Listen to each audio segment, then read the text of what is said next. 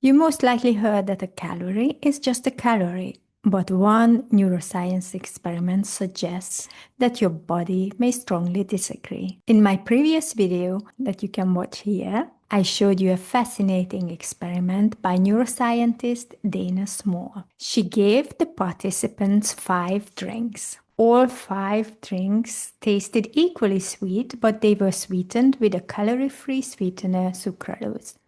Their actual calories were set by a tasteless, high-calorie carbohydrate, maltodextrin. So the calorie contents of the 5 drinks were 0, 37.5, 75, 112.5, and 150 calories. But the important thing is that the sweetness of all 5 drinks match what you would expect from a 75-calorie sugary drink. So the participants couldn't tell which drink contained more energy. They all tasted the same. And when the researchers scanned their brains, something surprising happened. The strongest dopamine signal, the strongest wanting signal, came from the 75-calorie drink, not from the drink that had the most calories, the 150 that we would expect, but the one where sweetness and calories matched perfectly. And it revealed something important. The brain doesn't respond to just calories, it responds to calories that match what the brain predicted from the taste. But there was an even more surprising discovery than this brain scan. It was what happened to the body's metabolism when sweetness and calories didn't match.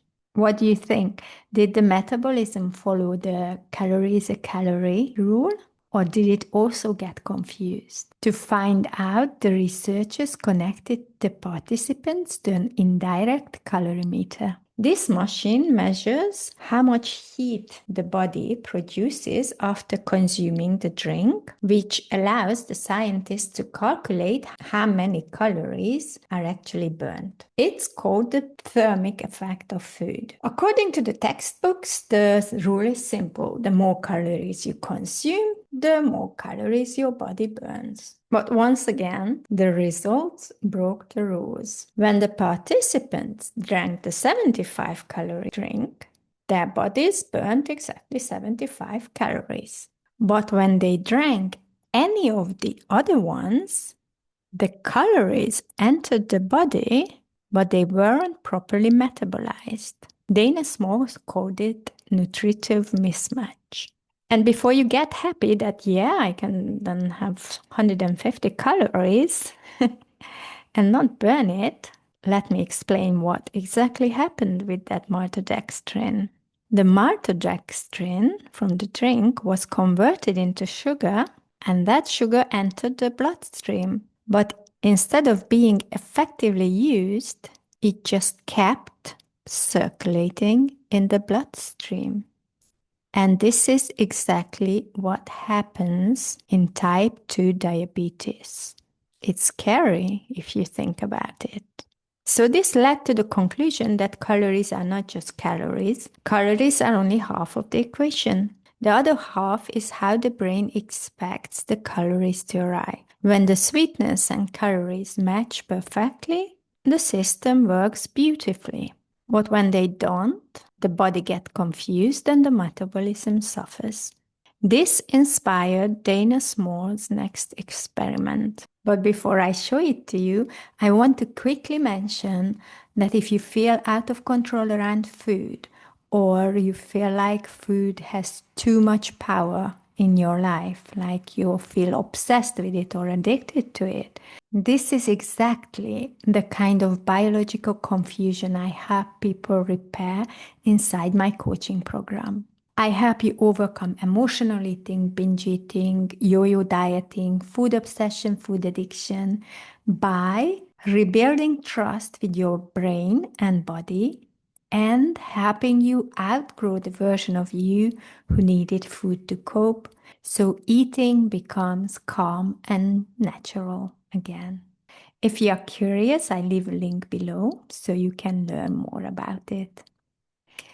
And now back to Dana Small's next experiment. This study included 45 healthy adults who normally didn't consume artificial sweeteners. They were divided into groups. One group drank sugar-sweetened drinks. The second group drank sucralose-sweetened drinks. And the third group drank sucralose plus maltodextrin, that tasteless carbohydrate drinks. This was the combo group. So this maltodextrin was added to the third group's drink to match the calories of the sugar-sweetened drinks without adding extra sweetness. So the researchers could isolate the effect. The participants didn't change anything else in the diet or lifestyle. And before and after the 2 weeks, researchers measured the brain response to sweet taste with fMRI, taste perception, insulin sensitivity, and glucose metabolism. The original theory was that if the brain repeatedly tastes sweetness without calories, it might unlearn how to prepare the body for sugar, leading to metabolic problems later. So the researchers expected problems with the two nutritive mismatch groups, the sucralose and the combo group, and not with the sugar-sweetened group. But the results, again, surprised everyone, because the only group that showed negative changes was the group that consumed sweetener plus carbohydrate, the combo group, the third group. They showed reduced insulin sensitivity, impaired glucose metabolism, and decreased brain response to sweet taste.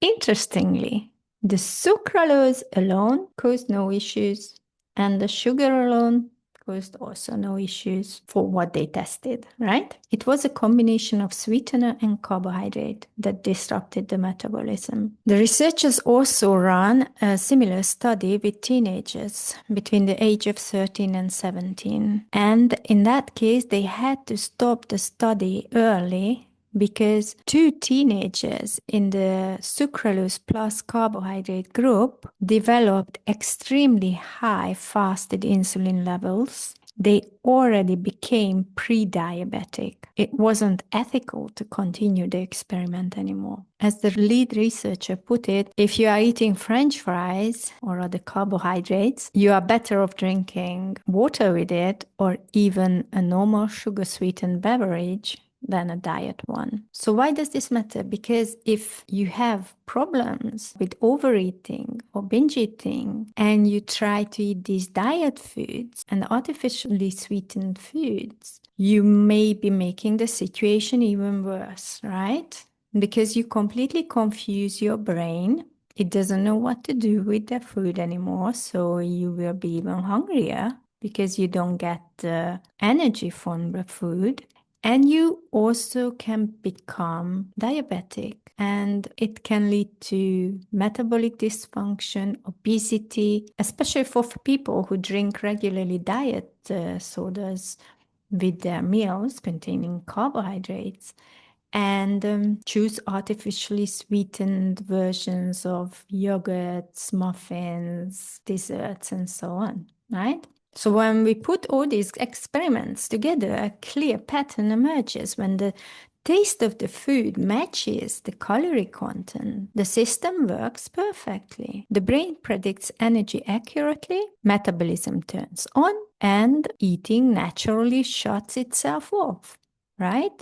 You stop eating when you get the right amount of energy, when everything works perfectly. We saw this in the chocolate experiment that you can watch here. When the brain decides that the body got enough energy, it stops eating, and eating doesn't feel that pleasurable anymore, right? And it's not only the brain, it has that constant communication with the stomach as well. But the problem starts when this system gets confused, when the taste signals something and then the energy content signals something else, right? In that case, the body doesn't know what to do with the sugar entering the body, broken down from carbohydrates, right? And it just circulates. Metabolism slows down, blood sugar regulation breaks down, and the brain doesn't register that it's been fed, so it's asking for more food. You get hungry all the time. And until very recently, this mismatch in human history didn't exist. When something tasted sweet, then it had energy.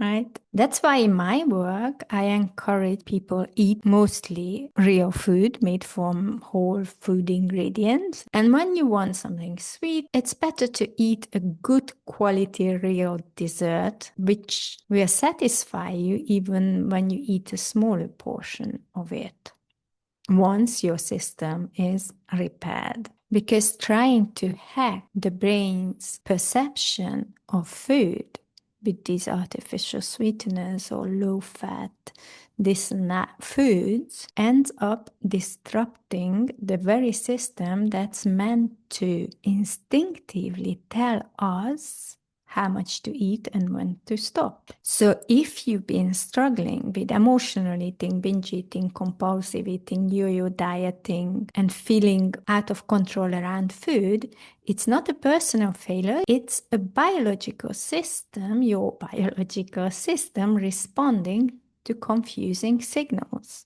So when we repair this system, you won't be bombarded with physical hunger all the time. Of course, there still can be emotional hunger, and most of the time there is emotional hunger behind the eating too.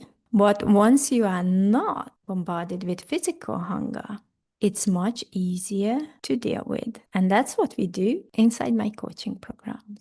In my next video, I will show you how these confusing signals make food feel more powerful than it actually is. Once you understand this, a lot of things about cravings and food obsession will suddenly make sense. So if you ever wondered why some food feels almost impossible to stop eating, you will want to watch it.